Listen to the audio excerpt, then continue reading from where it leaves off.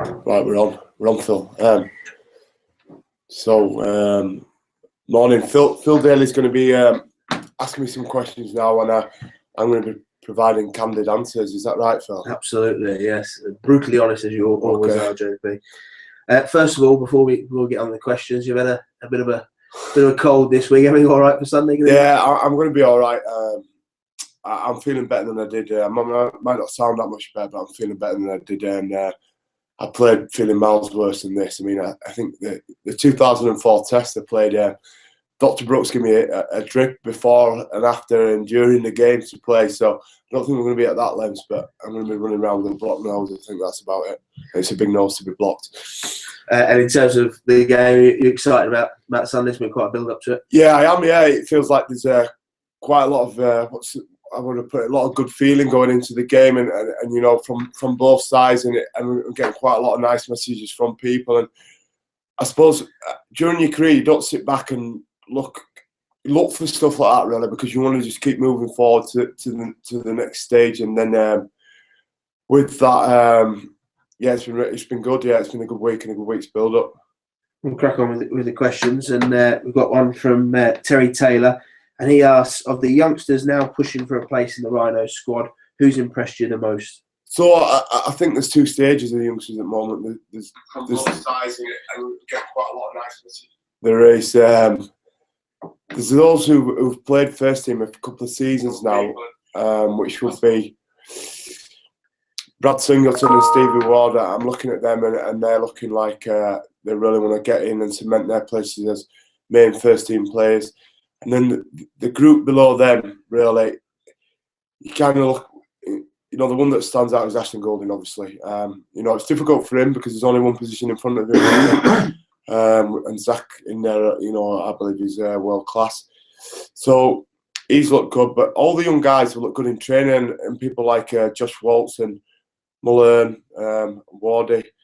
And probably one that stands out more than most is Sutcliffe. I think he could be, you know, so good. I think he could be a mainstay of an England side for a long time at halfback. I think he's a wonderfully talented player and grounded, and I think he goes under the radar a little bit by people from outside this club. But when you train next to him and play next to him and you see what a good player he is for such an early age, I think he could be absolutely world class. I mean, he's like a throwback to the old kind of standouts. He reminds me a lot of Trent Barrett, and Trent Barrett would probably, you know, in the top two halves I ever played against, and he's certainly got all the physical attributes and the braveness and the skill to be as good as him. And just one from P. McShane fans, big fan of Macca there. What is your favourite all-time film? I suspect you've probably got an easy answer to this one. Well, what do you think it'll be? I don't know, just imagine a bit of a film. Yeah, I like my films. I think that's a difficult question. When I always get asked stuff like that, I don't particularly have a favourite that stands out or anything. You know, I have a number of films that I like, but that's too hard off the top of my head. You know, the one I'm enjoying watching at the moment, it's probably because my son likes it as well, is I really like watching Guardians of the Galaxy now. It's not my favourite of all time, but it's the one that sticks out at the moment because I just think it's a good superhero film, and it's a good one that I can sit down and enjoy with my son. But the one film I'm looking forward to more than anything is the Star Wars one. I think the last three that got produced weren't the greatest, were they? You know, compared to the first three. And J.J. Abrams is a great producer, writer, director, and I think him getting hold of the series, I think it could be a really exciting film when it gets released in December. You're of that generation, the original Star Wars. Yeah. Which would be your favourite out of the original three? I think the first one. I think it was an amazing film there, the first one, and I think all three are good. You know, all three they're amazing films, but I'd say the first one. Empire Strikes Back for me. Is it? Yeah. Well, all opinions. So Sam Burgess News asks, do you have any superstitions? No, I don't really. I think superstitions are a waste of time. I think superstitions are barriers put up by people. If I'm being honest, that superstitions are things, hoops you need to jump through if you want to play well. You shouldn't put yourself any hoops to jump through to play well. Playing well is all up here, so just get on with it. One from @JodieLee, and Jodie asks, out of your whole career, what has been the best experience and moment? Wow, I've been very lucky to have lots of great moments, but the one that stands out for me is watching Gareth Rayner score in the corner when we beat the Australians in 2006 in Sydney. So I was right at the back of the pitch and saw Sean Long charge the ball down, make the break down the right hand side of the pitch, and he passed the ball inside. I think it was to James Roby. James Roby got tackled, and I was still 50 metres behind play, but then saw the ball go across the field, and Gaz Rayner dived in and scored in the corner. And I knew we were going to win then. You know, it put us 12 points in front, and I thought there's 5-6 minutes left here. They're not coming back from this. And to captain a Great Britain side to beat the Aussies down under, I think it's the pinnacle. I think with Challenge Cups and Grand Finals, sometimes you get nobody's involved in the side and win them, and people probably who get in there for a piece of luck and deserve it. When you play for Great Britain, you've got to have earned the right to do it, and then to beat the Aussies down under in Sydney, you've definitely got to earn the right to do that. And we were talking earlier this week, you'd taken quite a bit of stick as a team that week from the Aussie press. So it must have been a particularly like the Aussie press are ruthless, you know, with Great Britain down there, and you know, it's old school the Aussie press, the way they get stuck into you, and it's pretty disrespectful, some of the stuff they wrote leading up into the week, and you know, they didn't give us a chance in hell of winning, and a lot of players in that team had a lot of pride in their performances, and you know, you don't go out to buy the papers, but the papers are there every morning when you have breakfast, so they're in your face anyway, and it's headline news out there, and it definitely helped. You know, Leon there stoked the fires by claiming that Blackpool is better than Bondi, you know, and it's a statement in my mind that's true. And the lights are better anyway. And then, you know, that stoked the fire, and they had black paparazzi following us round, trying to get pictures of Leon, phoning Leon in the middle of the night at the hotel. So it just all contributed to motivation to go out there and win. We're obviously putting together your testimonial brochure this week. It's available at Sunday's game, £3, absolute brilliant value. Yeah. An interesting comment that Gary Hetherington makes in there. Right. I think when you put it out loud, it's bears talking about. He was saying about how much respect the Australians have for you. Okay. And they have respect for Gaz Ellis and for Sam Burgess and for Sam Tompkins, but they've actually gone over and played in their competition. The fact that you have that level of respect, having played your entire career Super League, must be something that makes you proud. Yeah, I mean, well, I've not heard that, and that's really nice to hear from that. But I would imagine that's the way I played the game. You know, I play the game always when I play for Great Britain and against the NRL sides in the World Cup Challenge. You know, I think I play the game. I can play the game tough, you know, and I think Australians respect that, and I'll always stand my corner. I think they respect that, and you know, the Aussies that I played against over here, I played against some good Aussies over here. Played with some good Aussies over here, and I think they've respected the way that I've played, and I just think my style of play would probably have suited the NRL. You know, I'm confrontational and I'm combative a little bit, and I think that's what maybe they respect, and it is nice to hear that they do respect that way. You know, I certainly respect quite a few of the Aussies I played against, and you know, I've given as good as I've got, I think, in the games I've played against them. Who's the toughest one you've probably? Who's the one you think the battle with him was really? Do you know what? I've had some good ones over the year. Craig Fitzgibbon, when I was playing back row, he was playing back row.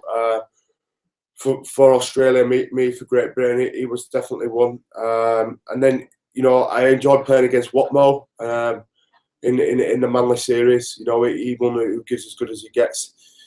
And then obviously, you know, towards the back end, Paul Gallen was a tough bloke to play against. I know he's gone through various different things off the pitch, but you've got to respect the way he plays the game.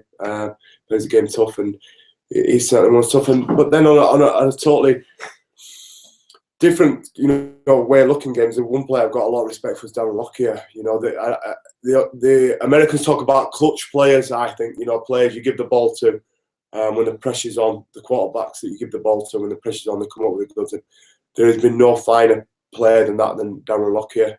then I suppose the ones I played alongside would be Betsy, to get to play alongside Danny Badira, because it was unbelievable, and he was a fantastic player.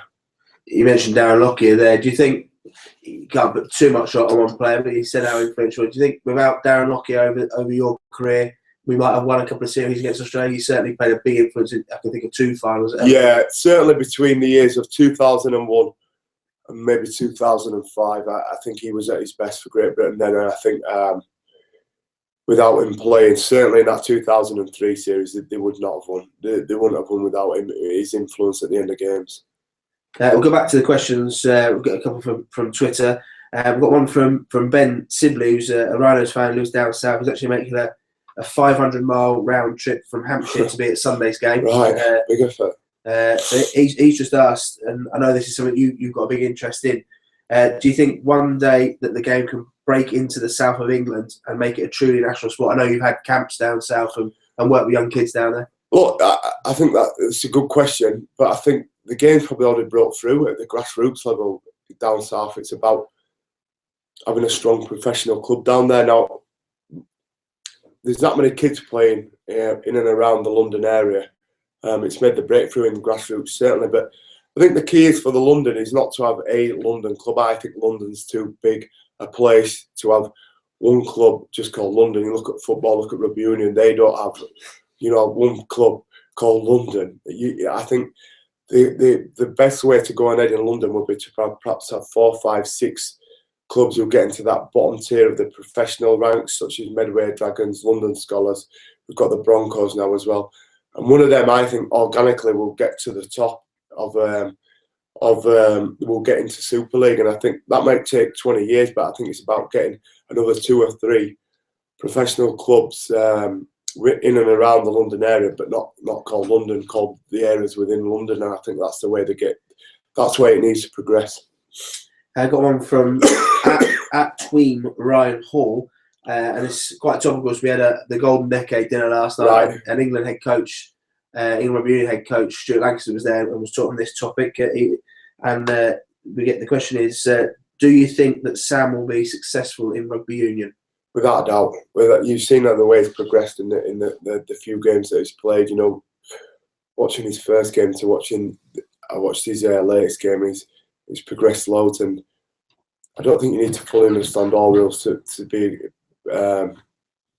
the game. And what Stuart Lancaster crucially said last night is Sam brings leadership to the group, and he brings a winning mentality. And you can't coach them, right? But you need them in any sport that you get. I think you can refine them as a coach, but you can't put them in people. And I think he's got that in bucket loads. And any side that, whether it's in union or league, as Sam Burgess is going to be a better side. Whether he understands the rules or not fully, I'm not sure. I don't think a lot of players who play union understand the rules fully, do they?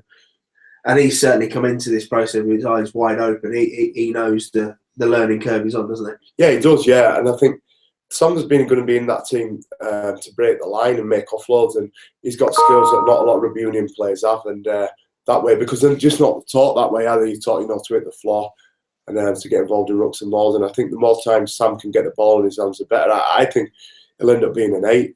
You watch how Nick Easter plays the game, he carries the ball probably 20 times a game. He's not involved in too many rucks and mauls, and I think that's the way Sam will go. We just touched on the Golden Decade dinner last night. Did you enjoy the night? Yeah. Look, as a player, you don't like to look back on what your past achievements have been, because I think it blunts your desire as a player. But last night was great to see a lot of old faces and a lot of old people, and just to think back at all the success the club has had. And the thing that stood out for me was when everyone spoke was it ties in with something I've been thinking about recently. I think the club has not won one Man of Steel award over the last 10 years, and I think that's the greatest compliment now that the club can ever have, because the sustained period of success has been down to a group of highly successful individuals, not one person per year who stood out above everybody else. It's down to 10 to 17 to 20 players all contributing, and probably 50 to 60 over that 10-year period, and that's the thought and the theory that came out of last night for me, and the overall feeling of the night was what a group effort it's been over the last 10 years of that sustained period of success. And it was great to see players, people like Richard Mather, to me, Chev Walker, Brian Burley, Gareth Ellis, Matt Adamson. I didn't play with Matt, but I appreciate what he did, and to play alongside and the players I played alongside, people like Danny Ward as well. To see them, it's great to see him outside, the game and sit back and reflect. But for me, it's now best foot forward again. Now that's boxed off, and time to move on with this year. I've got a question from Briscoe Faithful, and they ask, if you could sign one player from any other team in the world for the Rhinos, who would you take? That's a good question. I'd like to Sam Burgess. I think Sam Burgess would massively lift any team to play, and I don't think South will win the do back to back without him. And a bit of a lighter one from Mick Broadhead, who goes by the Twitter handle @BSingletonFans. Who has the worst dress sense in the Rhino squad? There's two really. Ryan Hall's in there. The guy who turns up in Hawaiian shorts and beach t-shirts in February with Ugg boots. And then Jamie Jones. Looks like he's falling into his wardrobe and then falling back out again in the morning. So those two would be the two that stand out for me. One from @K Watkins Smile. Do you have any guilty pleasures? Guilty pleasures? You've got obviously a very disciplined life as a rugby player. What's your post match? You're pretty much allowed to carte blanche. So what would your? You can't beat a good milkshake, I don't think, after a game. I'm like any other player. You're quite disciplined during the week, but after the game you can have a bit of a splurge, and I just like to. I like biscuits and buns really. So after a game, I don't mind a few biscuits and buns and a milkshake. Crazy that, eh? That's simple taste. Just looking ahead to the season, obviously the new era for Super League, the new structure and everything. It's an exciting time to be involved in. Yeah, I think it is. I don't know if anyone saw the video that came out last night. I thought it was an amazing piece of footage and exciting leading into the season. I just look at the players that are signed in the Championship, like Fui Moi and Rennie Matau, that they just wouldn't have been signed in that division. I think there's a real excitement within that division now. And there's pressure on the players above. Everyone knows it's on from round one as a player. So it's really interesting. It's going to be interesting to see how it pans out. And I think people are excited about it. It's an uncomplicated system. It's not that complicated to work out. And I think it's going to be good for the game. I think it's going to make games exciting. Every game is going to have some meaning to it. And I think that's what you want as a fan, don't you? You pay your money, you don't want to turn up to dead rubbers, and there's going to be no dead rubbers this year. And you look at the 12 that are in the Super League now. It'd be pretty hard to pick what that final 8 will be come the end of the season. Yeah, I think you talk about the NRL competition, all right, being the most open in the year, but I think this year Super League's got that by a mile. I think if you look at the NRL, I don't think you can look past probably 2 or 3 sides actually winning the competition. Whereas in Super League, to get first past the post, I reckon there's 6 or 7 this year, maybe 8. And then, like you said, you don't know who's going to get into the 8, who's going to be in that 4 who drop down. And injuries could play a big part in that. You lose 2 or 3 key players. I remember 2 seasons ago, 2013, we lost a number of players with injury. And if that happens to a team, then that could have a massive impact on the season. So it's exciting stuff. And you look at the squads across Super League now that there's obviously players have left, but they've pretty much just been replaced at clubs. So that whole competitive balance element of things is coming into play. Yeah, look, I think there's been some really good young players come through over the last couple of years. But I think what's excited me a little bit this year is some of the imports that have come in. I think this is the first year in a couple of years that we've had some real high quality imports come in. I think we've got Cuthbertson at our place. He's going to be good. Sims, you look at Ashton Sims, he's going to be a good player. Campese, Carney, they're like 4 really, really good signings that I think are really going to add to the competition. And I think that's good to see, and I think it's spread out throughout the competition. We'll go back for another question from Twitter. This is from T Min's Army. Are these all made up? These have got to be made up. I think so, wouldn't you? But anyway, Thomas Min's Army's asking. What is the worst physical pain you've experienced? Well, there's been a few. Really, the worst one I had, was off the field when I got my eyes lasered and it went wrong. And it was like someone was putting cigarettes out in my eye, and it was the worst pain I've ever been in for a couple of days. But on the field, I suppose there'd be two really. I think the 2005 grand final when I got kneed in the Nether regions, and for about. Is that just outside of Manchester? Then? Yeah, it is. Yeah. The display thing. Yeah, that was incredibly painful. That was in the first minute of the game, and I thought it's my last game for Bradford. I ain't coming off here, so I had to suck it up and get on with it. And then afterwards, the pain was incredible. Like, I remember we got back to Odsal Stadium and we were trying to celebrate, and I was just sat on the toilet, absolutely dripping in sweat. I had to go home early. It was that painful. And then the next day was the Sunday, and it was obviously the last day I was going to have with the team before I moved to Leeds. So just took a load of painkillers and we went out. But then the Monday, I had to get rushed to hospital because it was just too painful. And I remember just being laid in the hospital, like hungover, in pain, like signing autographs. People kept coming in, so can you sign this for me? I'm like, really? Do I have to do this? I signed that and then out. But then as well, I got Mitch has had it done and got my eyeball scratched, and that was incredibly painful. Just obviously we're building up to your last season, start of your last season, which inevitably leads thoughts to post-playing rugby. Yeah. What plans have you got in place? Oh, look, I want to keep involved in the media. I'm enjoying that. I think it's good to be involved in that side of things. But also, I'm just looking to get involved within management, within sport. I think, I've learned a hell of a lot on my master's course at the Leeds Beckett. Now I think I've got quite a bit of on-field, can you say that, experience within rugby league and how the game works and what doesn't work and what does. So I'm looking to get involved some way in that, whether it's at Leeds with the RFL or somewhere else. That's it. How interesting. We were talking earlier this week for your brochure. We were talking about the World Cup in 2008 and how, in between that great win in Sydney in 2006 and the World Cup, how the game in Australia had moved on at such a pace. It's important that we keep moving forward, isn't it? Because if we just try and keep up, we'll be left behind. Yeah, that's it. Yeah, you've got to keep innovating, keep pushing on, keep trying to improve every year. And I think probably since that year, since 2008, I think it was a pivotal year for the game over here in Super League. I think the review that came out of that World Cup has made everyone keep on the toes ever since, and they have done. They've kept on it and keep going. I'm going to be really interested to see how this World Club Series pans out. I think it's going to be great for the competition, and I feel we've got a real chance of getting 2, maybe 3 wins out of the 3. And it'd be great if fans from all the clubs go along to the games. I know we're running trips from Leeds just to support the Super League teams. Yeah, you've got to do. I think it's a big week for the game because these games need to be sold out, and with you're a Leeds fan going to support Wigan or Saints or Warrington, that weekend, I'm not a Leeds player or a Leeds fan. I'm going to be supporting Saints, I'm going to be supporting Wigan, I'm going to be supporting Warrington that weekend because I want the competition to do well.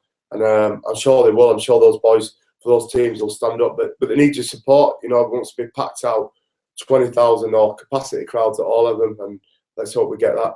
That would be a fantastic message to send out about the health of our sport if we had 3 sold-out venues over a weekend. Yeah, it would be. Yeah, it would be huge. It would be great to see that. And I think the game needs it. I think the game needs another blue ribbon competition. You see other sports, football, Champions League, European football, Heineken Cup. It's not called that anymore, is it? But for the Rugby Union. And then we need another cross-competition And in terms of your vision of how the sport can go forward, that's obviously something you're very passionate about and want to play a part in the future of the game. Yeah, I am passionate about the game. I just like to see the game come back to the fans a little bit. I think, particularly in broadcasting, I think we've disconnected a little bit from the fans. I think the clubs are a great hub for the fans and for the community. I feel in rugby league, I think that's their great strength. It's being community based and serving and helping and providing something for the community to look round, aspire to be as youngsters. And I think broadcasting wise, we need to get back to that a little bit. We need to get back to giving the game back to the fans a little bit. One from the lighter note from Lucy Gallagher on Twitter. She asks, would you rather fight 10 duck-sized horses or 1 horse-sized duck? 10 duck-side horses. Not very big ducks, are they? They might gang up. Yeah. A bit of a strategy amongst them. I don't imagine an horse-sized duck. Massive. Pecking to death. And just as you reflect on your career heading towards testimony, you said that you don't want to reflect too much because there's work to be done. But obviously, there's been key people along the way who've helped you get to where you are. It's a nice chance to reflect on them. Yeah, look, I've not been an incredibly talented player. I've been good to be in some great system with some great players and great coaches, and also great backroom staff. You know, particularly like yourselves at the club. And I've got a long list of people to thank you. And it probably, you know, all the coaches I've played with, all the players I've played alongside some great players. But also particularly all the people I've met along the journey. I've met some brilliant people that don't play the game, that support the club, support Bradford. There were some great people who supported that club, you know, off the field who work for the club, and the same for the Leeds Rhinos as well. Like, they're just as important. They just make the club. You want to go out and play well for these people. That's what I always think, and for the fans as well. And then the final couple would be Stanley Rugby Club. Without Stanley, I'd never done anything. My family have been particularly fantastic over the years, been putting up with me. It's you need an incredible amount of dedication to stay at the top, I think, in this game, and that means people around you suffer, unfortunately. You know, they get to experience the great times, but they get to suffer the other side of things as well, and they've been great. And a final thank you to my dad. You know, he was instrumental. He's not here with us today, and he just took me everywhere as a kid, you know, coached me.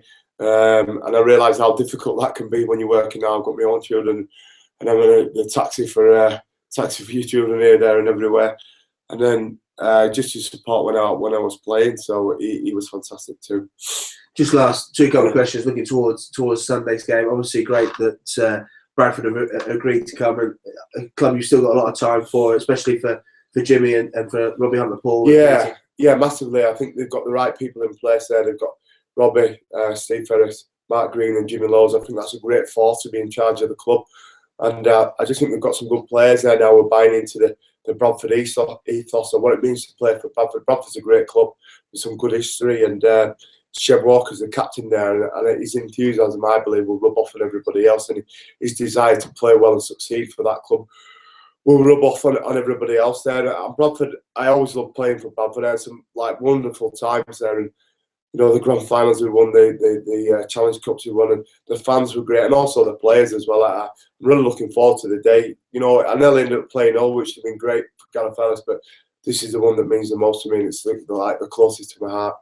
And just finally, as someone who used to pay at the turnstile and come in and watch games, and in a team where, obviously, as you mentioned there about the Man of Steel thing, this team isn't about individuals; it's about the team ethic. But Sunday's your day. You know, there's no getting away from that. How special would it be to have a day that run out there in front of hopefully a packed house? People can pay at the turnstiles on the day, and hopefully we'll get a big turnout. But how special would it be for you? Yeah, look, it's going to be.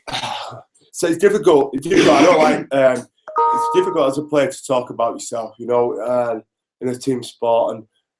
But I'm going to savour the day. You know, I feel very fortunate to have this game and to have had the career I've had. I'm very grateful for the people around me, and I know a lot of it's down to what they've done and everything, how the support I've had and that. But I'm going to enjoy the game. You know, hopefully there'll be a big crowd. There's been a lot of tickets bought already, and like I say, this weather's going to be good. Fingers crossed. Bent fingers crossed, actually. And then you know, get a big crowd. Then it should be a great occasion. Then the crowd makes the occasion, doesn't it? If you run out in front of 3,000 or 4,000, but if we get closer to 10, then I think it'll be a big day.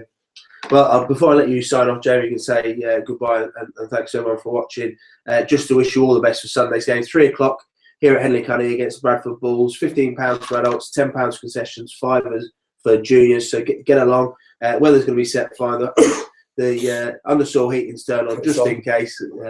And we'll see everyone on Sunday. Leave it for you, Jamie, to have the final word. Yeah, thanks for tuning in. And if you turn up on Sunday, I'll be really grateful. But just thanks for your support over the last 10 years. I'll tell you what, there's been a couple of times when, you know, other clubs have come in for me, but the one thing that's made me stay more than anything is the atmosphere playing here, the atmosphere playing at Headingley, because I know it's such a cracking place to play in. and it's one that I'm going to enjoy even more this time in my last year. Thank you.